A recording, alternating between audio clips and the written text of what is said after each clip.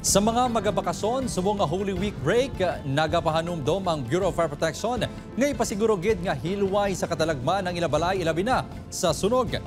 Suno sa BFP nga siguraduhon gid nga wala sang mga dikuryente nga gamit nga nagaandar kag ipasiguro man nga wala sang kalayo kon baga nga nabilin sa kusina.